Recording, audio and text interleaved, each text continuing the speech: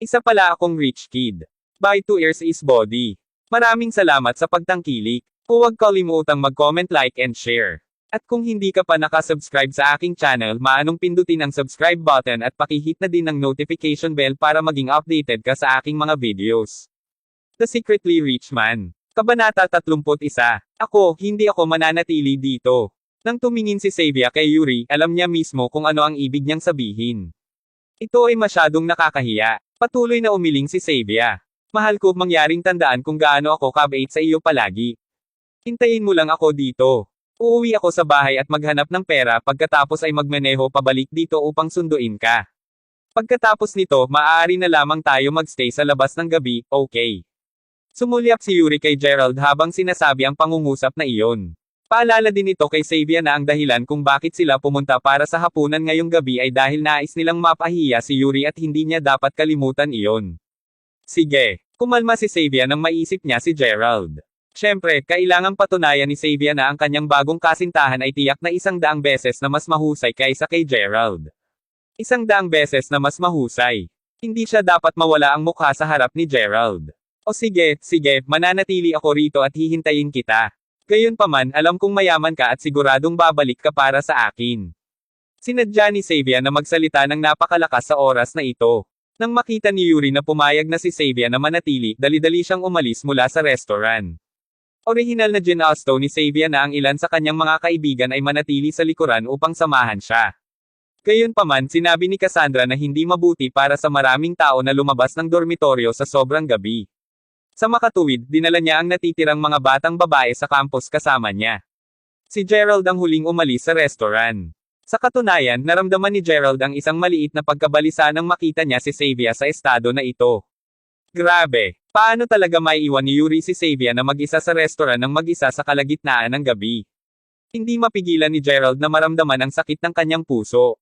Kung sa bagay, nakakarelasyon na siya kay Xavier ng higit sa 3 taon at magsisinungaling siya kung sasabihin niyang wala talaga siyang nararamdaman para sa kanya. Kahit na labis na nabigo si Gerald kay Xavier, hindi niya kayang dalhin ang sarili na kinamumuhian siya. Patuloy niyang hinihimok ang sarili na si Xavier ay hindi talaga masamang tao. Wala man lang pakiramdam ng kasiyahan si Gerald na makita si Xavier sa ganitong klaseng sitwasyon. Kung magmamakaawa lamang sa kanya si Xavier at hihingi ng tulong, tiyak na sasang-ayon si Gerald nang walang pag-aatubili man.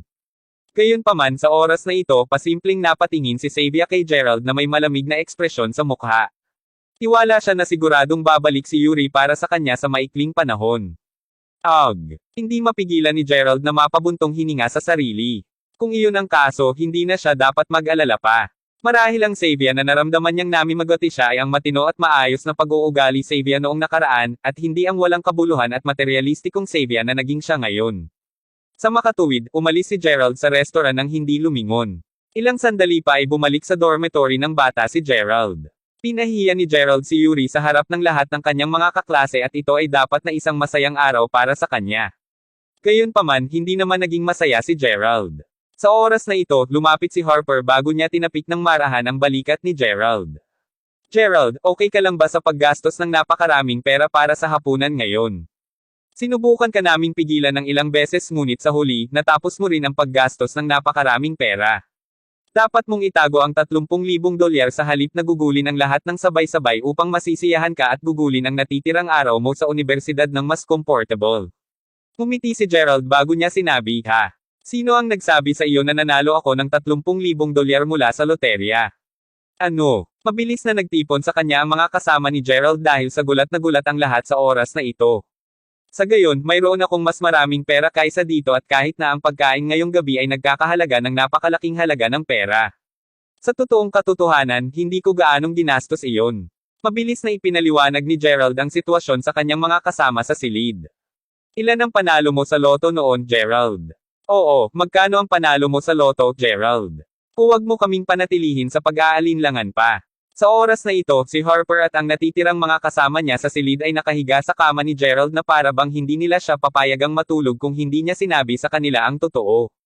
Walang magawa si Gerald at maipakita lamang niya sa kanila ang kanyang mga daliri. $8,000. Tanong ni Harper na may gulat na ekspresyon sa mukha. Matulog na tayo. Sabado ngayon bukas at kailangan kong pumunta sa library ng madaling araw upang mag-aral. Kailangan kong matulog ng maaga upang magising ng maaga bukas. Sagot ni Gerald habang tinatakpan ang saplot ng mukha habang nakahanda na sa pagtulog. Sabihin mo sa akin, ito ba ay $80,000 o $800,000? Labis na balisa si Harper. Gayunpaman, matapos na asarin si Gerald ng ilang sandali, nagpa siya si Harper na sumuko. Sa katunayan, hindi mahalaga sa kanya kung nanalo si Gerald ng $80,000 o $800,000. Ang mahalaga lamang sa kanya ay si Gerald sa wakas ay may kaunting pera. Nakaramdam ng kasiyahan si Harper habang iniisip niya ito. Habang si Gerald ay nagtatago sa ilalim ng kanyang habol, hindi siya makatulog kahit na gusto niyang matulog. Ito ay dahil nag-aalala pa rin siya para kay Xavier. Hindi niya alam kung nakabalik na siya mula sa restaurant.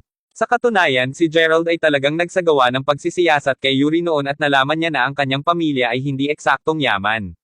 Ang tatay ni Yuri ay nagmamay-ari ng isang pabrika at binigyan niya si Yuri ng halos $1,000 para sa kanyang allowance buwan-buwan. Bukod dito, alam ni Gerald na walang matipid si Yuri. Tiyak na wala siyang sapat na pera upang mabayaran ang bayarin ngayong gabi. Bukod dito, batay sa kanyang pagkatao, alam ni Gerald na hindi babalik si Yuri at kunin si Xavier mula sa restaurant. Naisip ni Gerald na siguradong tatawagan siya ni Xavier upang humingi ng tulong. Gayunpaman, naghintay si Gerald hanggang hating gabi at hindi siya tinawag ni Xavier. Bakit siya nag-alala tungkol sa kanya sa una? Ang taong mahal niya ay si Yuri, at hindi siya. Nararamdamang walang magawa si Gerald sa ngayon. Ang susunod na araw ay isang Sabado. Habang ang mga kasama sa kwarto ni Gerald ay tinatamad pa sa kama, nakatanggap siya ng isang tawag sa telepono maaga sa umaga ngunit hindi ito isang tawag sa telepono mula kay Xavier. Sa halip, ito ay isang tawag sa telepono mula kay Zack. Kabanata 32. Si Gerald ay tumayo mula sa kama bago siya sumugod sa banyo upang sagutin ang tawag. Magandang umaga, G. Crawford. Nagrespeto si Zack kay Gerald. Ang aking Lyle, salamat sa pagtawag mo ngayon. May gusto akong itanong sa iyo, tanong ni Gerald habang nakangiti. Ginoo Crawford, mangyaring ipaalam sa akin kung ano ang nais mong gawin ko. Maaari mo lamang ibigay sa akin ang iyong mga tagubilin at magagawa ko agad ito. Sinabi ni Gerald kay Zack lahat tungkol sa pera na ginastos niya sa Homeland Kitchen kagabi. Oh, ganoon ba, G. Crawford, sa palagay ko hindi ka pa rin gumastos ng $10,000. Kung sa bagay, ang high-end na red wine na in-order mo kagabi, na nagkakahalaga sa iyo ng $9,000, ay talagang ginawa ng pamilyang Crawford sa ibang bansa. Sa makatuwid, ang halaga ng pulang alak ay lamang ng $200. Hahaha, ngumiti si Zack. To be honest, nakakahiya talaga na gumastos lang ng maliit na pera si Gerald tulad nito. Gayunpaman, nagpapakita na si Gerald ng pag-unlad sa gawaing ipinagkatiwala na sa kanya ni Jessica na gawin. Ginoo Crawford, ano ang maaari kong gawin para sa iyo? Nais mo bang ibalik ko sa iyo ang $20,000? Makakapagtrabaho ako kaagad kapag binigyan mo ako ng order na gawin ito. Nakinig si Zack nang sinabi niyang muli, ahem. Kalimutan mo na pagkatapos ng lahat, ang pera ay babalik din sa sarili kong negosyo. Sa una, pinaplano ni Gerald na ibalik ang kanyang pera. Gayunpaman, pagkatapos pakinggan ang tono ni Zack, naramdaman niya na nakakahiya talaga kung tatanungin niya siya na ilipat ang pera sa kanya. Bukod dito, makakaramdam din siya ng kaunting kahihiyan kung hihilingin niya kay Zack na gawin iyon. Gayunpaman, ang perang ibinigay ng kanyang kapatid sa kanya ay nagmula sa lahat ng mga industriya at negosyong ito na pag-aari. Nga pala, may dahilan ba para tawagan mo ako ngayon, G? Lyle. Tanong agad ni Gerald. Oo, may isang bagay na nais kong sabihin sa iyo. Matapos malaman na ang iyong mga araw na nahihirapan sa kahirapan ay natapos na, ang mga bossing ng karamihan sa mga pangunahing negosyo sa Mayberry Commercial Street ay nais na magsagawa ng isang espesyal na salo-salo bilang pagdiriwang para sa iyo.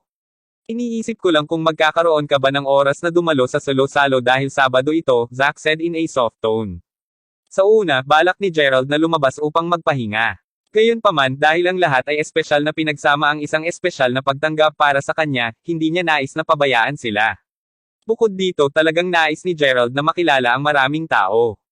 Kung hindi man palagi siyang magiging hitsura ng isang kakulangan at tanga. Sa makatuwid, kaagad na sumang-ayon si Gerald na dumalo sa piging. Upang maipahayag ang kadakilaan ng piging, pinili nila para sa piging na gaganapin sa isang pambihirang at 5 bituin na marangyang hotel sa halip na gaganapin ang piging sa isa sa mga establishmento sa Mayberry Commercial Street. Ito ay isang talagang marangyang restaurant. Matapos kausapin si Harper at ang iba pang mga kasama sa silid, bumaba si Gerald habang naghahanda na siyang lumabas ng campus. Habang dumadaan siya sa dormitoryo ng mga batang babae, tumingin siya at nakita niya ang isang tao na papalabas ng dormitoryo ng mga batang babae. Ito ay walang iba kundi si Xavier. Ha! Bakit siya bumalik sa dormitoryo? Orihinal na naisip ni Gerald na magpapalipas ng gabi si Xavier kasama si Yuri pagkatapos niyang iligtas siya mula sa restaurant. Sa katunayan, medyo nalulungkot si Gerald dahil doon pagkakita pa lang ni Xavier kay Gerald, sinabi niya, hahaha. Gerald, pupunta ka na ba para sa iyong part-time na trabaho dahil katapusan ng linggo na? Naubusan ka ba ng pera pagkatapos magastos ng labis kagabi? Hayaan mo may sasabihin ako sa iyo. Hindi ka makakapaghambing kay Brother Yuri. Alam mo bang bumalik sa akin si Brother Yuri nang wala pang 1 oras kagabi? Una naming pinaplano na magpalipas ng gabing magkasama. Gayunman, napagpasyahan naming huwag gawin iyon dahil nasa tagapanahon pa rin ako. Tinitigan ni Xavier si Gerald na may isang matagumpay na tingin sa kanyang mukha. Sa katunayan, sadya niyang sinabi ang lahat ng ito dahil gusto niyang pukawin si Gerald. Siya si Xavier, ang Diyosa na hindi niya makukuha sa habang buhay na ito. Sige, sagot ni Gerald na may ngiting mapait. Sa oras na ito, isang puting BMW 3 serye ang umungal sa harap ng campus. Pagkagulong paikot niya sa bintana ng sasakyan, tiningnan ni Yuri si Xavier na may ngiti sa labi bago siya malamig na sumulyap kay Gerald. Hahaha. Gerald, alam ko na sinusubukan mong lokohin ako kagabi. Sa kasamaang palad, hindi ka nagtagumpay sa paggawa nito. Naisip mo ba talaga na wala akong pera upang mabayaran ang pagkain? Tanong ni Yuri habang nakatingin kay Gerald. Pagkatapos nito, naglabas siya ng isang singsing na brilyante mula sa kanyang bulsa bago niya sinabi, Xavier, binili ko ito para sa iyo. Gusto mo ba? Wow! Ito ay isang singsing na brilyante. Dapat itong gastos ng hindi bababa sa $1,500. Alam kong mayaman ka, kapatid Yuri, hindi katulad ng ilang tao na simpleng nanalo ng kaunting pera mula sa loterya. Siyempre mayaman ako. Marami akong pera. Xavier, dadalhin kita sa isang magandang lugar ngayon at gagastos kami ng maraming pera. Gayunpaman, ang ilang mga tao ay kailangang maging mahirap sa hinaharap. Halika, sumakay ka sa kotse. Tuwang-tuwa si Xavier at mabilis siyang sumakay sa sasakyan. Pagkatapos sumulyap si Yuri kay Gerald bago niya itaboy sa campus.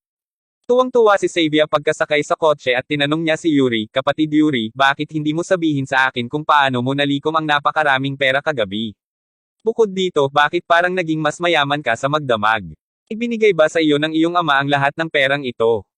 Napangisi si Yuri habang nagpatuloy sa paggamit ng cellphone habang nagmamaneho, pagkatapos nito, tinanggal niya ang isang piraso ng software sa kanyang cellphone nang hindi iniiwan ang anumang mga bakas. Huwag kang mag-alala tungkol dito. Gayunpaman, tandaan lamang na si Gerald ay hindi kailanman maaaring ihambing sa akin. Isa lang siyang basurahan. Wow! Tuwang-tuwa talaga ako. Matapos silang mabiro kay Yuri at Xavier ng madaling araw, wala na sa kalooban na lumabas si Gerald. Bukod dito, hindi niya maiwasang magtaka kung paano nakuha ni Yuri ang napakaraming pera sa magdamag. Hahaha. Natawa si Gerald sa sarili dahil hindi niya alam kung bakit niya ito binigyang puso. Dumiretso siya sa silid-aklatan bago magbasa ng ilang mga libro at ginugol ang ilan sa kanyang oras sa pag-aaral. Nang halos tanghali na, tumawag si Gerald ng taxi bago siya tumungo sa Brilliant Star Restaurant. Ito ay isang 6 na bituin na restaurant sa Mayberry City. Siyempre, hindi ito may kukumpara sa alinman sa mga restaurant sa Mayberry Commercial Street. Gayunpaman, ito ay pa rin isang napakamaluho at mamahaling restaurant. Dahil naging abala siya sa pagbabasa at hindi tantsahin ang trapiko sa kalsada, dumating si Gerald makalipas ang ilang minuto kaysa sa oras na napagkasunduan nila. Napakabilis ng paglalakad niya habang nagmamadali siya. Boom! Baliw ka ba? Nang dumaan siya sa turnstile, tinulak ni Gerald ng medyo napakalakas ang turnstile at hindi niya sinasadyang hinampas ang batang nasa likuran niya, mahigpit na hinawakan ng dalaga ang kanyang dibdib habang nagmumura siya kay Gerald at naakit nito ang atensyon ng maraming tao habang nagtitipon sila upang malaman kung ano ang nangyayari. Kabanata 33. Paumanhin. Nagmamadaling humingi ng paumanhin si Gerald. Pagkatapos nito, itinaas niya ang kanyang mga mata bago niya ninakaw ang isang sulyap sa batang babae sa likuran niya. Agad siyang nabigla sa magandang hitsura ng dalaga. Nakasuot siya ng masikip na damit at mayroon siyang napakahabang, agos na buhok na nahulog sa balikat niya. Tumingin siya sa kaparehong edad niya ngunit ang kanyang katawan ay nakabuo na ng perpekto sa oras na ito. Tiyak na isa siya sa pinakamagandang batang babae na nakita ni Gerald. Paumanhin. Sa palagay mo natapos lang ito dahil sa sinabi mong nagsorry ka. Nagpatuloy ang marahas na pagmumura sa kanya ng dalaga habang hinihimas ang sarili ng marahan. Nang hindi direktang sinaktan siya ni Gerald ng turnstile, nasugatan niya ang sarili at nararamdaman niya ang isang maalab na sakit sa kanyang katawan sa ngayon. Sa katunayan, kitang-kita na siya ang nakabangga kay Gerald, ngunit dahil nakita niya na si Gerald ay nakadamit sa ganoong casual na pamamaraan, nagpa siya siyang isisi na lang sa kanya. Kung hindi ako nagmamadali, tiyak na magtuturo ako sa iyo ng isang aralin ngayon. Patuloy na sigaw ng dalaga kay Gerald. Pagkatapos nito, itinulak niya si Gerald palabas ng paraan habang sumisigaw siya, lumayo ka sa aking paraan, pipi. Matapos ang pagmumura sa kanya, naglakad ang dalaga patungo sa elevator. Talagang hindi inaasahan ni Gerald na ang isang napakagandang dalaga ay talagang magiging ganito karahas. Gayunpaman, hindi niya mapigil ang mapangiti habang iniisip ito. Sa oras na ito, umakyat si Gerald sa elevator nang makarating ito sa ground floor. Anong ginagawa mo dito? Pagpasok pa lang niya sa elevator ay hindi inaasahang sinalubong si Gerald ng isang mapusok na ugali mula sa dalaga na nakabunggo sa kanya kanina pa. Ang ibig niyang sabihin ay paano talaga maiisip ng isang pipi na katulad niya na sumakay sa parehong elevator niya. Ito ay napaka nakakahiya para sa kanya. Oh, kailangan kong umakyat sa itaas dahil may isang bagay na kailangan kong gawin. Sagot agad ni Gerald. Pagkatapos nito, lumingon ang dalaga upang humarap sa kabilang panig dahil ayaw niyang tumingin kay Gerald. Ding-ding, sa oras na ito, biglang nilamon ni Gerald ang kanyang laway. Ang patas at maputing nyebeng mga hita ng dalaga ay talagang nakakaakit. Tumalikod si Gerald, kunwaring tumabi sa isang tabi na para bang walang nangyari. Pagkatapos nito, palihim niyang sinulyapan muli ang mga hita nito nang hindi niya ito binibigyang pansin. Nakakatuwa talaga. Sino ang nagtanong sa baliw na batang babae na mabangga siya, at pagkatapos ay sumigaw sa kanya ng walang dahilan? Sa gayon, makatuwiran lamang para sa kanya na samantalahin siya ng kaunti bilang isang paraan ng pagbabayad, tama ba? Tinagilid ng kaunti ni Gerald ang kanyang ulo dahil gusto niyang muling sulyap sa mga hita ng dalaga. Gayunpaman, napagtanto niya na ang batang babae ay lumingon na upang harapin siya sa oras na ito. Sa ngayon, nakatitig siya kay Gerald na may pagkamuhi sa kanyang mga mata. Ikaw, talagang isang kalokohan ka. Paano mo ako masisilipan kahit na nasa isang mataas na lokasyon ka? Kasuklam-suklam ka. Galit na sigaw sa kanya ng dalaga. Kalimutan ang tungkol sa kanyang basura dressing. Ang taong ito ay napakasama at nakakadiri. Naramdaman niyang nababaliw na siya. Sinong nagsabing sumilip ako sa iyo? Nangangahulugan ba itong sumisilip ako sa iyo dahil lamang sa ibinaba ko ang aking ulo at tumingin sa lupa? Gumanti si Gerald kahit na may konsensya siya. Sampal. Tinaas ng dalaga ang kamay bago binigyan ng mahigpit na sampal kay Gerald ang mukha nito. Ang songgit mo. Huwag na. Hintayin mo akong makitungo sa iyo. Pagkatapos nito, pinindot ng dalaga ang elevator bago siya lumabas ng elevator na may galit na ekspresyon sa mukha. Damn it. Sayang talaga na maganda siya dahil ang sama ng ugali niya. Ugh. Gayunman, hindi naramdaman ni Gerald na siya ay minaltrato ng sampailan siya nito sa mukha. Sa katunayan, hindi siya nawala sa lahat dahil ina-check out na niya ang mga hita nito. Tila kinakailangan na maghanap siya ng kasintahan ngayon na nagpa siya siyang sumuko kay Xavier. Habang iniisip niya ito, sumakay si Gerald ng elevator sa VIP room sa ikapitong palapag na sinabi na sa kanya ni Zack kanina. Ito ay isang malaki at marangyang pribadong silid na angkop para sa pag-host ng lahat ng uri ng mga partido at malalaking pagtitipon. Kabanata 34. Nang si Gerald ay pumasok sa silid, napagtanto niya na maraming tao sa loob. Ang kapaligiran ay medyo buhay na buhay. Mayroong halos 100 mga kababaihan at kalalakihan ng lahat ng edad sa silid, at ang waiter at waitresses ay nagkulong at pabalik habang ang mga inumin ay lahat ng paglilingkod sa sarili. Kung hindi hulaan ng mali si Gerald, ang mga taong ito ay dapat na mga boss at may-ari ng mga tindahan at establishmento sa Mayberry Commercial Street. Sumulyap si Gerald sa paligid ngunit hindi niya mahanap si Zack.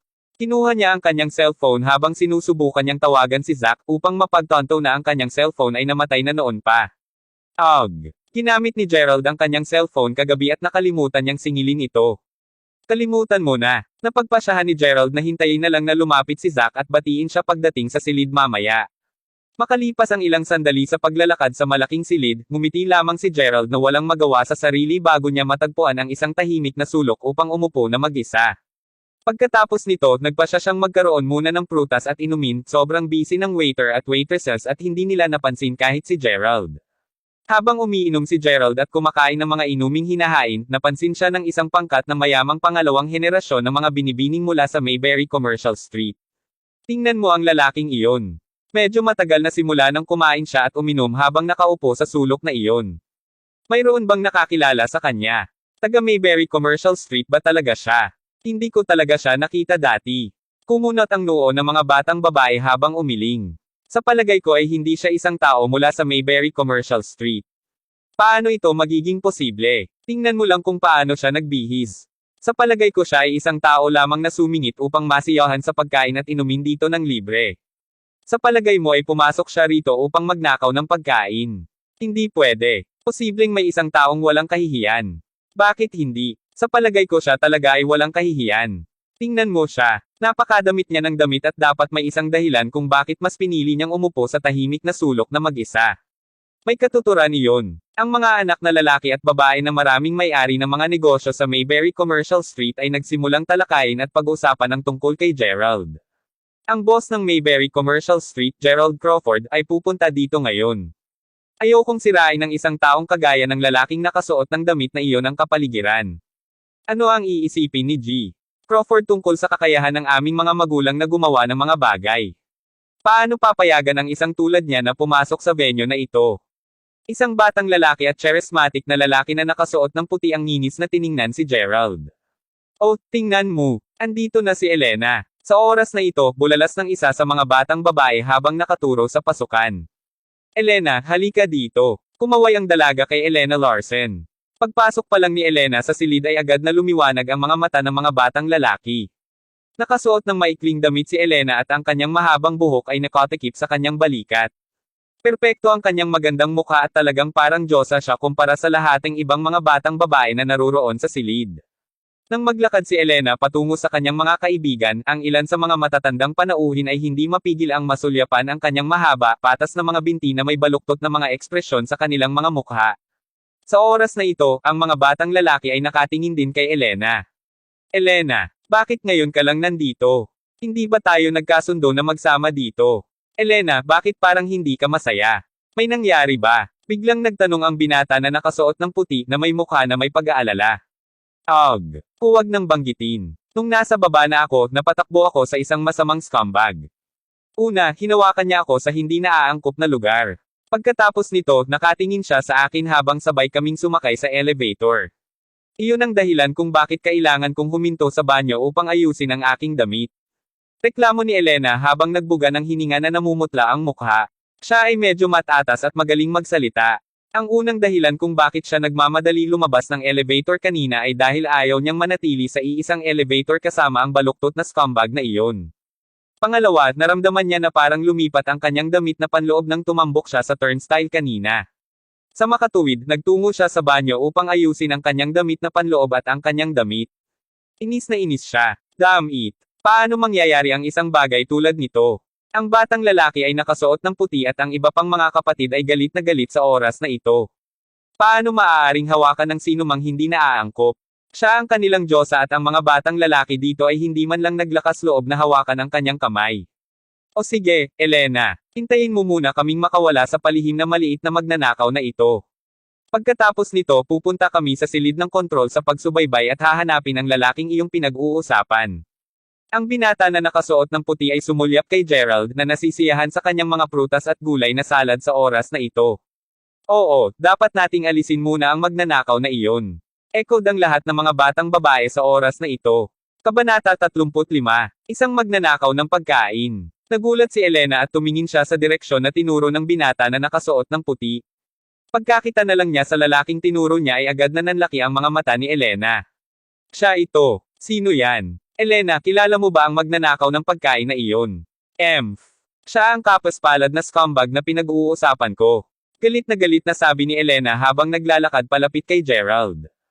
Ang mayaman at batang mayayamang batang babae at lalaki ay sumunod sa likuran ni Elena sa oras na ito. Sa oras na ito, nasisiyahan si Gerald sa lahat ng kanyang pagkain at iniisip niya kung paano niya babatiin ang mga boss at may-ari ng mga negosyo sa Mayberry Commercial Street sa paglaon.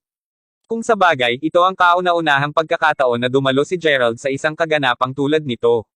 Sa sandaling ito, biglang naging madilim sa harap niya. Inangat ni Gerald ang kanyang ulo at nakita niya ang isang pangkat ng mga tao na nakatayo sa harapan niya. Napagtanto ni Gerald noon na ang pinuno ng pangkat ng mga tao ay walang iba kundi ang maganda ngunit marahas at mapuusok na batang babae na nakasalubong niya sa lobby kanina. Ikaw talaga. Bakit ka nandito? Bulalas ni Gerald na may gulat na ekspresyon sa mukha. Ikaw hindi ka lang makulit ngunit talagang naglakas loob kang lumusot dito at magnakaw ng aming pagkain. Sa palagay ko ay talagang pagod ka na sa buhay.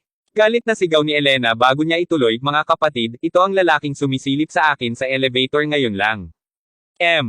Turuan natin siya ng leksyon. Pagkatapos nito, sinimulang atake ng grupo ng 5 o 6 na batang babae si Gerald sa ilalim ng utos ni Elena. Sinuntok nila si Gerald at sinimulan nila siya ng gasgas, sinakal, pinisil, at pinunit ang kanyang damit. Ang mayayamang batang lalaki ay mas kalmado at simpleng nanood sila habang nakatayo sa gilid. Pagkatapos ng lahat, maraming mga nakatatanda doon ngayon. Kung nanlaban si Gerald, hindi pa huli ang pag-aaway niya noon. Anong ginagawa mo? Huwag isiping hindi ako mag-aalangya na lumaban. Nagulo na lahat ng buhok ni Gerald. Ang kanyang mga damit ay buong punit at siya ay may mga lilang bruises sa buong mukha niya dahil ang mga batang babae ay kinurot at binubugbog siya. Nagsisimula na siyang magwala. Sa oras na ito, muling hinampas siya ni Elena sa kanyang mukha. Sino ang nagtanong sa iyo na silipin ako? Papatayin kita dahil sa pagsilip sa akin. Baliw na babae. Sila ay isang pangkat na mga baliw na kababaihan. Pinrotektahan ni Gerald ang kanyang ulo habang ang grupo ng mga batang babae ay nagpatuloy sa pag-atake sa kanya ng agresibo habang itinutulak siya sa lupa. Tumigil ka. Sa oras na ito, isang lalaki na nasa edad na ang tumayo bago niya pigilan ang mga batang babae. Sa katunayan, maraming tao na ang nakapaligid sa kanila dahil sa malaking gulo, ang nasa katanghaliang lalaki ay nakasuot ng salamin sa mata at siya ay banayad na banayad ngunit mayroon siyang isang uri ng kahanga-hangang aura sa paligid niya. Pagkausap pa lang niya, hindi na agad pinalo ni Elena at ng iba pang mga batang babae si Gerald. Tay, huwag kang mag-alala. Hayaan mo lang akong pumatay sa kawawang scumbag na ito. Alam mo bang sinisilipan niya talaga ako noong nasa elevator kami kanina? Mayroon pa siyang lakas ng loob na makalusot dito upang magnakaw ng ating pagkain ngayon. Sambit ni Elena habang galit na tinatapakan ang mga paa. Si Warren Larson ay nalulugi sa mga salita habang nakatingin sa kanyang anak na babae. Alam ni Warren na ang kanyang anak na babae ay may masamang ugali at isang matindi ang pakiramdam ng hustisya. Gayunpaman, hindi niya nais na gawing hindi komportable ang sitwasyon para sa natitirang mga panauhing nandito ngayon. Malabo niyang naalala ang insidente noong nakaraang taon nang masaksihan ni Elena ang isa sa mga kaklase niyang babae na binubuli ng isa pang mayamang binata. Sa pagtatangkang makuha ang hustisya para sa kanyang kaklase na babae, inatake ni Elena ang mayamang binata at inalis ang pagkalalaki niya. Sa makatuwid nang makita ni Warren na ang kanyang anak na babae ay binubugbog muli ang sinuman, nagmadali siya kaagad upang mapigilan siya bago may nangyari. Anong nangyayari dito? Binata, maaari mo bang sabihin sa akin kung sino ka? Bahagyang nakasimangot si Warren nang makita si Gerald na may kukulong buhok at ginulo ang hitsura. Hindi niya nakilala si Gerald bilang isang tao mula sa Mayberry Commercial Street at alam ni Warren ang lahat mula sa Mayberry Commercial Street, anuman ang kanilang edad. Ako ay isisiwalat na sana ni Gerald ang kanyang pagkakakilanlan sa oras na ito. Gayunpaman, tinaas na ni Elena ang kanyang paa upang sipain ang pandian ni Gerald. Pinigilan siya ni Gerald bago niya ito magawa. Damn it! Kung hindi siya nag-react ng sapat na wala na ang pagkalalaki niya. Nababaliw ang babaeng ito. Ituturo niya sa kanya ang isang aralin sa hinaharap. Palihim na sumumpa sa kanyang puso si Gerald habang sinusubukan pa rin siyang atake ni Elena. Gayunpaman, isang pangkat na mga kalalakihan ang pumasok sa silid sa ilalim ng pamumuno ni Zack sa sandaling iyon. Ginoo, Lyle. Ginoo, Lyle. Panipi. Kabanata 36. Ang bawat tao sa silid ay binati si Zack sa isang magalang na paraan, kasama na ang pangkat ng mga kabataang lalaki, na tumayo din habang binabati siya. Sumuko din si Elena sa pag-atake kay Gerald sa oras na ito. Anong nangyayari? Ano ang balak ng lahat ngayon? Si Zack ay may isang napakalakas at kamanghamanghang aura sa paligid niya at sa oras na ito, sinulyapan niya si Elena at ang natitirang mga tao na masikip sa kanto. Mabuti na lang at wala pa si G. Crawford. Kung hindi man, ano ang iisipin niya sa inyong lahat? Sigaw ni Zack sa grupo ng mga binata bago niya sinulyapan ang binata na nakasuot ng puti. Ang batang lalaki na nakasuot ng puti ay ramdam na mali ang mali sa oras na ito dahil wala naman siyang ginawa. Gayunpaman, bahagi rin siya ng pangkat. Mabilis na binago ni Warren ang paksa sa oras na ito. Ginoo, Lyle, hindi mo ba sinabi na malapit na dumating si G. Crawford? Si Zack ay sumagot sa isang malamig na pamamaraan, sa gayon tila hindi ako makikipag-ugnay kay G. Crawford ngayon. Sa palagay ko pinatay na niya ang kanyang cellphone. Magpapas siya ba si G. Crawford na hindi na sumama sa lahat? Sa oras na ito, ang karamihan ng mga tao ay may malungkot na ekspresyon sa kanilang mga mukha. Ito ang kanilang pinakamahusay na pagkakataong makilala at maipakita ang kanilang sarili kay Gerald Crawford. Oo naman, hindi ito kasing simple ng akala nila. Si Gerald ay simpleng hindi isang tao na magpapakita dahil lamang sa inimbitahan nila siya sa piging. Sa oras na ito tila nababasa ni Zack ang kanilang isipan at alam niya mismo kung ano ang iniisip nila. Pagkatapos nito, sinabi niya, huwag mag-alala, si G. Crawford ay hindi ang taong sa palagay mo siya. Siya ay isang napaka-mapagmahal sa kapayapaan at kaibig-ibig na tao at kung sinabi niya sa akin na siya ay narito, tiyak na nandito siya ngayon. Matapos niyang magsalita, lumingon si Zack upang maghanap ng isang binata bago niya sinabi, Flynn, maghanap ka ng paraan upang makipag-ugnay kay G. Crawford sa lalong madaling panahon. Kailangan nating hanapin siya ng pinakamabilis hanggat makakaya natin. Mabilis na sumulong si Flynn bago siya tumanggo ng galang kay Zack. Tiyo Zack, mag-host kami ng isang piging para kay G. Crawford ngayon ngunit parang may sinumang sumubok na mag-crash ng aming piging. Paano natin siya haharapin? Si Elena ay tumingin kay Zack sa isang coquettish na paraan sa oras na ito. Oh, ganoon ba? Ano ang gusto ng pamangkin kong gawin sa lalaking iyon? Ngumiti si Zack bago siya tumingin kay Elena. Si Elena ay talagang napakaganda, buhay, at kaaya-aya.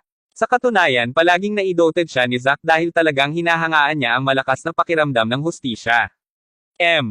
Iminumungkahi kong ibigay namin siya kay Brother Flynn at dalhin siya sa martial arts studio ni Brother Flynn upang bugbugin siya at turuan siya ng leksyon. Hindi mapigilan ni Flynn na mapangiti nang marinig ang sinabi ni Elena. Sinulyapan ni Zack ang figure ng binata na nakahiga sa lupa sapagkat siya ay binugbog ng hindi makilala ng grupo ng mga batang babae. Pagkatapos nito, nagbigay siya ng isang malambing na ngiti bago niya sinabi, sige na. Flynn, gawin mo lang ang iminungkahi ni Elena noon, ngunit una, kailangan mong pumunta at hanapin si G. Crawford. Mr. Lyle, hindi mo ako hahanapin. Nandito ako. Nakialam lang si Gerald sa oras na ito. Boom! Pagkarinig ni Zack ng boses ni Gerald ay nagsimula ng manginig ang katawan niya nang hindi mapigilan. Pagkatapos tiningnan niya ang binata na nakahiga sa lupa na may kukulong buhok at gulo ang hitsura. Nanlaki ang mga mata ni Zack sa gulat habang nakatingin kay Gerald. Sa oras na ito, ang karamihan ng tao ay maaaring makipagpalitan lang ng tingin sa isa't isa, hindi maunawaan kung ano ang nangyayari. Ang pangit mong tao. Naglakas loob ka pa ring makipag-usap ngayon. Sino ang sinabi mo na ikaw? Tanong ni Elena sa isang mapanirang tono habang nakatingin kay Gerald. Hahaha, ang galing mo talaga umarte. Nagpapanggap ka pa ring G. Crawford ngayon di ba? Ang pangkat ng mga batang babae ay inis din sa oras na ito, matapos magbalik ang pakiramdam ni Zack, napabingi siya sa sinabi ng mga batang babae, dahil talagang nalilito siya sa oras na ito. Dapat sana ay bigyan nila si Gerald ng isang maligayang salo salo ngayon ngunit siya ay binugbog. Tumakad si Zack kay Gerald bago siya sumigaw ng may respeto, Mr. Crawford. Humihingi ako ng paumanhin para sa nangyari. Si Zack ay yumuko sa harap ni Gerald sa isang 90 degree na anggulo. Ano? Ang karamihan ng mga tao ay nagulat sa oras na ito. Si Elena at ang iba pang mga kabataang babae ay labis ding nalilito. Ang taong ito ba talagang ang boss at may-ari ng Mayberry Commercial Street? Siya ba talaga ang sumusuporta kay Zack sa lahat? Ang lalaking ito dito ay si Gerald Crawford. Namutla na si Warren at mabilis niyang sinabi, Mr. Crawford, masaya talaga ako na makilala kita ngayon. Pagkatapos nito, yumuko siya sa harapan ni Gerald sa isang mapagpakumbabang pamamaraan. Naramdaman niyang tapos na ang kanyang buhay. Pinalo lang ng anak niya si Gerald ng sobra. Masaya akong makilala, G. Crawford. Ang natitirang mga tao ay nakayuko din habang binati nila si Gerald. Gayunpaman si Elena at ang kanyang mga kaibigan ay nakatayo pa rin ng tuwid at hindi muna sila yumuko sa harapan ni Gerald. Sa oras na ito tiningnan ni Gerald si Elena na may mapaglarong mukha habang sinasabi, kaya, binibini, paano natin haharapin ang bagay na ito ngayon? Kabanata 37. Ako, hindi ko alam. Nakaramdam ng sobrang hiya at galit si Elena sa oras na ito. Naramdaman na parang natuktok na niya ang isang bote ng alak. Hindi niya akalain na ang mahirap at nakakasuklam na lalaking ito ay talagang magiging sikat na Gerald Crawford. Tunay na bahagi siya ng mayamang pangalawang henerasyon sa bawat kahulugan. Ginoo, Crawford, humihingi ako ng paumanhin para sa lahat ng ginawa ng aking anak na babae kanina. Maaari mong parusahan ang aking anak subalit nais mo. Nakayuko si Warren at hindi niya talaga nilakasang itaas ang kanyang katawan. Sa totoo lang, nang makita niya sina Elena at Warren na kumikilos sa ganitong paraan, humupa na ang galit ni Gerald. Sa totoo lang, alam ni Gerald na may kasalanan din siya dahil sa totoo lang medyo umasta siya kanina. Gayunpaman, lahat ay dahil ipinamalas ni Elena ang kanyang mahaba at magandang patas na mga binti. Ito ang kauna-unahang pagkakataon na napalibutan siya ng napakaraming kababaihan sa kanyang buhay. Batay sa pagkatao ni Gerald, hindi niya ito isasaalang-alang bilang isang malaking bagay at papayagan niya lamang ang bagay na ito na ganoon lang. Tiisin lang niya ang kahihiyang ito sa kanyang sarili. Gayunpaman, nababasa ni Zack ang kanyang isipan at sinabi niya sa mahinang boses, Mr.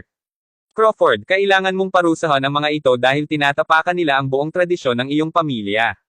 Pagkatapos ng lahat, kung hindi mo sila parusahan pagkatapos na sila ay masaktan ng publiko, ang pinsala ay tiyak na hindi malunasan kapag nalaman ng iyong kapatid ang tungkol sa bagay na ito sa hinaharap. Ang mga kahihinatnan ay hindi kasing simple ng iniisip mo. Sa oras na ito, tumingin si Gerald kay Warren na nakayuko pa rin sa harap niya. Alam ni Gerald na paparusahan niya si Elena at ang mga kaibigan nito. Kung hindi man lahat ng malalaking boss sa Mayberry Commercial Street ay hindi matatakot sa kanya. Kung gayon, kailangan niyang parusahan ang mga ito. Tumingin si Gerald kay Elena at sa lahat ng iba pang magagandang batang babae na may malamig na ekspresyon sa mukha bago niya sinabi, Kapatid Zack, mangyaring mag-ayos ng isang malaking silid para sa akin at dalhin ang lahat ng mga batang babae sa silid para sa akin. Agad na nagtatrabaho si Zack nang hindi sinabi ang ano pa at kinagat ni Elena ang labi niya ng marahan. Para bang alam na niya ang kanyang sariling kapalaran at napuno siya ng hiya at galit sa oras na ito. Gayunpaman, huminga ng malalim si Warren at ang iba pang mga ama matapos makinig sa kanyang mga tagubilin. Naunawaan agad ng lahat ang balak ni Gerald, ngunit ang ganitong uri ng parusa. Ito ay kahit na isang parusa. Ito ay simpleng gantimpala. Kapag ang kanyang anak na babae ay tapos na sa kanyang serbisyo at kung siya ay pinabura ni Gerald, magkakaroon din ng kalamangan ang pamilya Larsen. Naisip ni Warren na maaari niyang samantalahin at magamit ang oportunidad na ito upang palitan ang posisyon ni Zack upang makontrol niya ang Mayberry Commercial Street sa halip. Malinaw na, ang mga ama ng iba pang mga batang babae ay mayroon ding parehong bagay sa pag-iisip. Patuloy silang komendat sa kanilang anak na babae na parang sinusubukan nilang kumbensihin silang gumanap at maglingkod ng maayos kay Gerald. Sa oras na ito, inihanda na ni Zack ang silid na hiniling ni Gerald. Pagkatapos nito, dinala ni Gerald si Elena at ang apat pang mga batang babae sa silid, likas na naghintay si Zack sa labas ng pintuan. Ginoo, Crawford, ano ang gusto mo? Isang batang at magandang dalagita ang biglang nagtanong na may nakakahiyang mukha. Hahaha, ano sa palagay mo ang gusto ko? Pinagtripan ako ng 5 ng ganito at tinatanong mo talaga ako kung ano ang gusto ko. Dahil nagalit pa rin siya, dapat niya nalang bitawan ang kanyang galit ngayon. Dapat niyang palabasin ang lahat. Gusto kong mahiga na kayong 5 sa kama. Ano? Medyo kinuyam ng mga kamao ni Elena sa oras na ito. Hindi niya talaga inasahan na magiging masamang tao si Gerald. Kung hindi dahil sa kanyang takot na ang kanyang pamilya ay gumuho at magbayad ng mga kahihinatnan ng kanyang mga aksyon, hindi siya kailanman gumawa ng anumang bagay na nais ni Gerald na gawin niya. Hahaha, hindi alam ni Elena kung ano ang iisipin ngayon. Pagkatapos ng lahat, palagi niyang kinamumuhian ang mga masasamang tao at lahat ng mga masasamang bagay na ito, ngunit talagang napipilitan siyang gawin ang mga masasamang bagay na ito sa maraming iba pang mga batang babae ngayon. Gayunman, napangisi pa rin si Elena nang sundin ang mga tagubili ni Gerald at humiga sa kama kasama ang 4 na batang babae. Sampal. Sinampal ni Gerald ang isa sa mga dalaga. Pagkatapos nito, ipinagpatuloy niya ang pagsampal sa kanila, sunod-sunod. Nakaramdam ng labis na kahihiyan ang mga batang babae at nasasaktan din sila ngunit wala silang ibang pagpipilian kundi ang tiisin ito. Sa oras na ito, si Elena ay nasa gilid ng pag-iyak pagkatapos ng sampelan ni Gerald. Gusto mo akong hampasin? Tingnan natin kung naglakas loob ka pa rin na patulan ako sa hinaharap. Binigyan ni Gerald ang bawat isa sa kanila ng isa pang mahigpit na sampal sa kanilang mga mukha. Pagkatapos nito, sa wakas ay nag-alig siya ng isang malaking buntong hininga nang maramdaman niya ng mas mahusay sa ngayon. Kabanata 38. Kung talagang may nais siyang gawin, pipiliin niya sana si Elena, ngunit wala si Gerald ng ganoong uri ng labis na pagkatao at karakter. Gayunpaman, kinailangan silang parusahan ni Gerald. Kaya, naisipan niyang bigyan ang mga ito ng ganitong uri ng masamang parusa upang lagi nilang maaalala ang araw na ito. Sob. Pagkatapos ng kalahating oras, ang mga batang babae ay naglakad palabas ng silid. Lahat sila ay may masakit at malungkot na ekspresyon sa kanilang mga mukha. Sa oras na ito, ang lahat ng mga pangalawang henerasyon na mayamang batang Panginoon ay natigilan, damit. Si G. Crawford ay sobrang kamangha-mangha. Maaari niya talagang parusahan ang lahat ng 5 magagandang batang babae sa loob ng kalahating oras at ang mga batang babae ay halos hindi makalakad sa isang tuwid na linya ngayon. Ang batang-batang lalaki na nakasuot ng puti ay lihim ding hinahangaan si Gerald. Dahil interesado pa rin si Gerald kay Elena at sa iba pang mga batang babae, gayunpaman, hindi siya naglakas loob na magkaroon ng anumang iba pang mga ideya. Nakatutuwa ang pagkain ngayon. Nang malaman ng lahat ng mayayamang negosyante, kabilang si Warren, na ang kanilang anak na babae ay hindi nakipagtalik kay Gerald, lahat sila ay labis na nabigo. Ginoo, Crawford, bakit hindi kita ibabalik sa bahay? Perpekto natapos ang handaan sa pagdalo at mabilis na sinundan ni Zack at ng kanyang entourage si Gerald habang inaalok siyang pauwiin, tumango na sana si Gerald nang sa oras na ito, biglang sumiksik ng isang nasa hustong gulang na lalaki na malaki ang tiyan bago niya sinabi, Mr. Crawford, bakit hindi mo payagan ang aking anak na pauwiin ka na lang? Ito ang aking anak na si Aiden Baker. Nag-aaral siya sa Sunnydale University, na hindi masyadong malayo sa Mayberry University. Ang taong nasa katanghaliang gulang ay tila walang pakialam sa uri ng kotse na dapat nakaupo ang isang tulad ni Gerald. Sa katunayan, wala talaga siyang pakialam sa pagkakaroon ni Gerald. Ang nais lang niya ay sumakay si Gerald sa kotse ng kanyang anak at ang hangarin niyang gawin ito ay para lang maalala ni Gerald ang pangalan ng kanyang anak. Sapat na iyon sa kanya. Siyempre, si Aiden ay walang iba kundi ang dating pangalawang henerasyon na mayamang anak na nakasuot ng puti. Sa oras na ito, medyo nahihiya si Aiden habang nakatayo sa harap ni Gerald na nakatalikod ang mga kamay.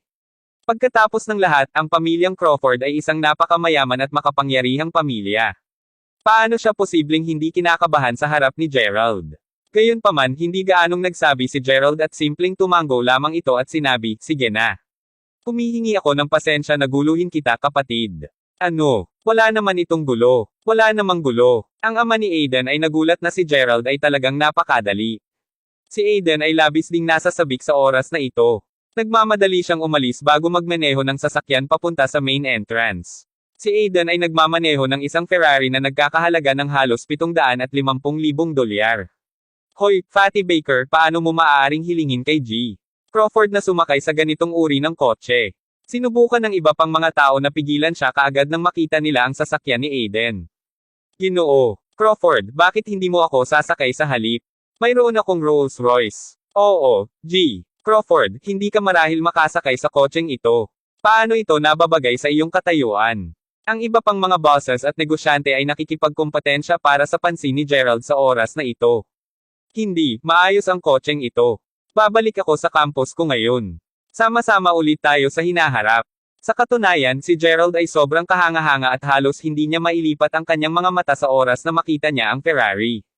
Noon pa niya pinangarap na bumili ng kotse ngunit hindi man lang siya naglakas loob na mangarap na magkaroon ng isang Ferrari, sa makatuwid, kahit na mayroon siyang malawak na koleksyon ng mga poster ng Ferrari, hindi pa siya nagkaroon ng pagkakataong umupo sa isang Ferrari dati. Hindi maalis ni Gerald ang tingin mula sa Ferrari. Pagkasakay pa lang niya sa sasakyan, mabilis na nagpaalam si Aiden sa lahat bago siya sumugod kaagad. Hindi mapigilan ni Elena na mamula nang tumingin siya sa likuran ni Gerald habang papalabas na siya ng venue. Nakaramdam siya ng labis na pagkalito sa oras na ito. Ang iba pang mga bosses at negosyante ay nakatingin kay Gerald at lahat sila ay napuno ng paghanga kay Gerald. Ginoo, si Crawford ay hindi inaasahang tulad ng isang mapagbigay at mapagpakumbabang tao. Siya ay napakababang susi at bumaba sa mundo. Ang kanyang hinaharap ay talagang walang hanggan. Walang hangganan. Kahit na si Aiden ay nasa sabik din, siya ay napakaloki sa harap ni Gerald, hindi siya pinayagan ni Gerald na diretso siya sa campus. Pagkatapos ng lahat, ito ay magiging napakataas na profile para sa isang mamahaling Ferrari upang humimok sa kanilang campus. Hindi ito nakahanay sa mababang key at introverted character ni Gerald. Sa makatuwid, hiniling niya kay Aiden na ihulog siya sa harap ng gate ng unibersidad. Sa parehong oras, talagang nasiyahan si Gerald sa kanyang pagsakay sa Ferrari. Dahil nais ng kanyang kapatid na babae na gugulin niya ang $3 milyong sa kanyang Universal Global Supreme Shoppers Card, marahil ay dapat niya lang gamitin ang pera upang bumili ng kotse noon. Habang iniisip niya ito, nagsimulang maglakad si Gerald patungo sa unibersidad. Gayunpaman, hindi niya napansin ang pares ng mga mata na nakatuon sa kanya sa ngayon. Gerald, ikaw, kuminto ka dyan. Kabanata 39. Naririnig ni Gerald ang isang batang babae na tumatawag sa kanya. Nang siya ay lumingon, napagtanto niya na wala itong iba kundi si Whitney, ang pangulo ng Union ng mga mag-aaral. Malinaw na nasaksihan na ni Whitney ang eksena kung saan nakalabas si Gerald mula sa Ferrari. Sa oras na ito, nakatitig siya kay Gerald na hindi makapaniwala na may sobrang gulat na ekspresyon sa mukha. Paano kita matutulungan? Hindi inaasahan ni Gerald na makikita pa rin siya ng isang kakilala kahit na hiniling na niya kay Aiden na ibaba siya sa sobrang layo mula sa campus. Alam ni Gerald na ang dahilan kung bakit tumawag sa kanya si Whitney ay dahil gusto niyang malaman kung bakit siya nakalabas mula sa Ferrari. Gayunpaman, nagpanggap si Gerald na medyo nalito, seryoso. Tuldok, ikaw, bakit ka lang nakakaba sa isang Ferrari? Diretsong tinanong siya ni Whitney. Sa huling mga pakikipagtagpo nila ni Gerald, talagang nakaranas siya ng maraming nakagugulat na paghahayag. Una sa lahat, nalaman niya na si Gerald ay nanalo ng loterya at talagang makakabili siya ng lahat ng pagkain sa Homeland Kitchen kagabi. Bukod dito, hindi siya nag-atubiling mag-splurge man lang. Sa makatuwid, nagpa siya si Whitney na tanungin ang mga kamag-aral ni Gerald tungkol sa bagay na ito dahil nais niyang malaman kung ano ang eksaktong nangyayari. Ang sagot na nakuha niya sa kanila ay nanalo si Gerald sa loto at nanalo siya ng $30,000. Gayunpaman, sa oras na ito, marami sa mga mag-aaral ang nag-aakala na si Gerald ay nanalo ng higit sa $30,000 mula sa loterya. Ginawa nitong pakiramdam ni Whitney na napaka hindi komportable. Paano si Gerald na walang anuman kundi isang tagapayat na magkaroon ng isang magandang kapalaran? Nabulag ba ang Diyos? Normal lang sa kanya ang ganito ang pakiramdam. Kung sa bagay, walang magiging komportable o masaya kung ang isang tao na binubuli nila sa buong buhay ay biglang namuhay ng mas mahusay kaysa sa kanila. Si Whitney ay nangangahulugang hanapin si Gerald at makuha ang ilalim ng bagay na ito. Ilan ang nanalo mula sa loto? Hindi inaasahan, nasagasaan siya nito habang papalabas na siya ng universidad at nakita niya siyang lumalabas sa mamahaling Ferrari. Oh, sasakyan iyon ng kaibigan ko. Inaalis lang niya ako sa school, gaanong tugon ni Gerald. Hahaha, sasakyan ng kaibigan mo. Sino ang kaibigan mo? Gusto mo ba, Gerald, magkaroon ng mga kaibigan na napakayaman? Hindi ako maniniwala sa iyo kahit papatayin mo ako. Si Whitney ay hindi talaga kumbinsido. Aba, hindi mahalaga sa akin kung maniniwala ka sa akin o hindi. Bukod dyan, kung mayroon man akong mayaman o mayamang kaibigan ay wala namang kinalaman sa iyo, hindi ba? Sagot ni Gerald habang nagsisimula na siyang maiinis. Ang babaeng ito ay masyadong hindi makatuwiran. Nagsisimula na ring tuklasin ni Gerald na pagkatapos niyang makakuha ng kayamanan, sumasailalim din siya ng isang banayad na pagbabago sa personalidad. Bago ito, hindi na siya nagkaroon ng lakas ng loob na kausapin si Whitney sa ganitong pamamaraan. Talagang hindi nasiyahan si Whitney sa tono ni Gerald sa oras na ito.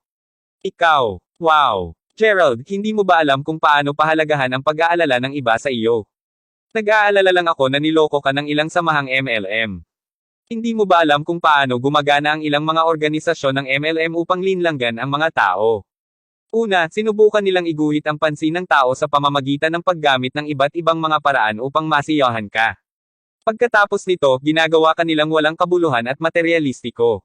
Kapag nasanay ka na sa pamumuhay tulad ng isang mayamang tao, kakailanganin mong magpatuloy sa pagtatrabaho para sa kanila upang mapanatili ang lifestyle na nakasanayan mo na. Kung hindi, ikaw ay magiging isang taong walang silbi lamang. Bukod dito, bilang Pangulo ng Unyon ng mga mag-aaral, hindi ba sa palagay mo may karapatang akong makialam sa iyong pribadong gawain? Kung sumali ka talaga sa isang samahan ng MLM, mapapahamak mo lamang ang kagawaran ng Unyon ng mag-aaral. Sinusubukan ko lamang na payuhan ka dahil naging mahirap ka sa buong buhay mo at wala kang alam tungkol sa anumang nangyayari sa mundong ito. Si Whitney ay nagpatuloy sa pagsasalita sa isang mapanunuya na pamamaraan. Mapait na ngumiti si Gerald bago umiling at sinabi, nasabi ko na sa iyo ang totoo. Wala na akong masabi pa. Ang kotse talaga ang pagmamayari ng kaibigan ko.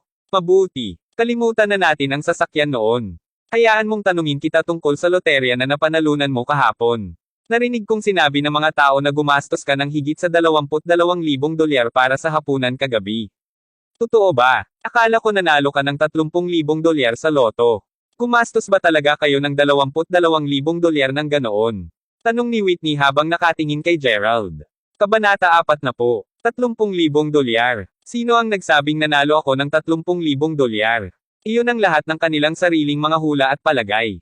Tanging $30,000 ang aking binawi mula sa bangko ngunit sino ang nagsabing nanalo ako ng $30,000 mula sa loterya? Sagot ni Gerald na may kumpiyansang ekspresyon sa mukha. Nang makita ni Whitney ang ekspresyon ng mukha nito, ramdam na ramdam niya agad ang paglubog ng puso niya, oo naman, tama ang hula niya. Dahil si Gerald ay higit na handang gumastos ng $22,000 ng sabay, tiyak na nanalo si Gerald ng higit sa $30,000 sa loterya. Magkano ang panalo mo kung gayon? Hindi maginhawa para sa akin na sabihin iyon sa iyo. Gayunpaman, hindi ito labis. Hindi masyadong marami. Okay, Miss President Jenkins, kung wala nang iba, nais kong umalis ngayon. Sagot ni Gerald na may walang malasakit na ekspresyon sa mukha. Nararamdaman ni Whitney na parang sisubog na siya sa oras na ito. Tingin mo talaga napakagaling mo. Mapalad ka lang na manalo ng pera mula sa loto. Gayunpaman hindi ka maikukumpara sa isang pangalawang henerasyon na mayamang anak na tulad ni Victor. Galit na kumadyot si Whitney dahil hindi niya matiis ang kasalukuyang ugali ni Gerald sa sarili. Si Victor ay isang pangalawang henerasyon din na mayamang anak. Bagaman hindi siya masyadong may kakayahan o kahanga-hanga, anuman ito, sa mga mata ni Whitney, isang pangalawang henerasyon na mayamang anak ay tiyak na mas mahusay kumpara kay Gerald na nanalo lamang sa loterya. Beep! Beep sa oras na ito, isang Audi A6 ang huminto sa tabi mismo ni Whitney. Matapos ilunsad ang bintana ng kotse, inilabas ni Victor ang kanyang ulo habang nakatingin kay Whitney. Whitney, bakit ang pamumutla ng kutis mo? Nakaramdam ka ba ng hindi magandang pakiramdam? O hindi mo nais na samahan ako para sa aking appointment sa pagpapanatili ng Audi A6? Casual na tanong ni Victor. Hindi, Victor, hindi iyan. Medyo nalulumbay lang ako. Sa totoo lang, medyo naguguluhan ako ngayon at nararamdaman ko rin ang hindi maipaliwanag na pagkalungkot. Bakit ako nalulungkot? Hindi maipaliwanag ni Whitney ang kanyang nararamdaman sa oras na ito. Nang makita ni Victor na nararamdaman ni Whitney ang labis na pagkabalisa, alam niya na dumating ang kanyang pagkakataon at dali-dali niya itong aliwin. Whitney, bakit hindi ka muna sumakay sa sasakyan ko? Marahan mong sabihin sa akin kung anong nangyari. Marahil ay makakatulong ako sa iyo noon. Tumango si Whitney. Dahil ang parami ng parami sa mga mag-aaral ang lalabas upang maglaro sa oras na ito, naramdaman ni Whitney na napakaganda at ipinagmamalaki na nakaupo sa isang Audi A6. Matapos sumakay sa kotse, ipinarode ni Victor ang kanyang kotse sa pasukan ng universidad at hindi niya balak na magmaneho pa. Sa oras na ito, mabilis na sinabi ni Whitney kay Victor ang tungkol sa pakikipagtagpo nila ni Gerald. Biro ni Victor bago niya sinabi, Whitney, bakit ka nag-aalala tungkol kay Gerald? Kaya, paano kung nanalo siya sa loto? Narinig kong naging whopper na naman si Gerald. Hahaha, talagang nais kong sabihin sa iyo ang lahat tungkol dito ngayon. Kagabi, napahiya din si Victor dahil talagang nagbayad si Gerald ng mas mahal na package sa Homeland Restaurant kumpara sa kanya. Napakausisa din niya at nag-aalala tungkol sa pagkapanalo ni Gerald sa loto. Sa makatuwid, nagpadala siya ng isang tao upang tingnan ang sitwasyon. Ano? Kaya talagang naging isang taper na naman ba si Gerald? Kanino mo narinig ang balita? Ayon sa isa sa mga kamag-aral ni Gerald, si Gerald ay nanalo ng higit sa 30,000 dolyar mula sa loterya at iyon ang dahilan kung bakit mas handa siyang gumastos ng 22,000 dolyar sa hapunan kagabi. Sinabi agad ni Whitney. Hahaha. Oo, totoo na nanalo si Gerald ng 30,000 dolyar mula sa loterya. Ang dahilan kung bakit ginugol niya ang 22,000 dolyar sa hapunan ay dahil gusto niyang labanan laban sa karibal niyang si Yuri. Pareho sa kanila ang nais magpakitang gilas sa mga tuntunin kung sino ang may mas maraming pera at nagpasya silang hatiin ang bayarin para sa isa sa pinakamahal na pribadong silid na may mga piratang pinggan. Pinasok lahat ni Gerald at iyon ang dahilan kung bakit siya nagbayad ng napakaraming pera para sa hapunan kagabi. Kahit na nawala na rin ang mukha ni Yuri kagabi dahil hindi siya makapagbayad 11,000 dolyar sa lugar, sasabihin ko na pareho silang natalo kagabi. Kaya, naging ganun pala. Alam kong hindi kailanman magiging maswerte si Gerald ngunit nagpatuloy sa pagsasalita si Whitney. Victor, alam mo bang talagang bumaba si Gerald sa isang Ferrari sa harap ng pasukan ng paaralan ngayon lang?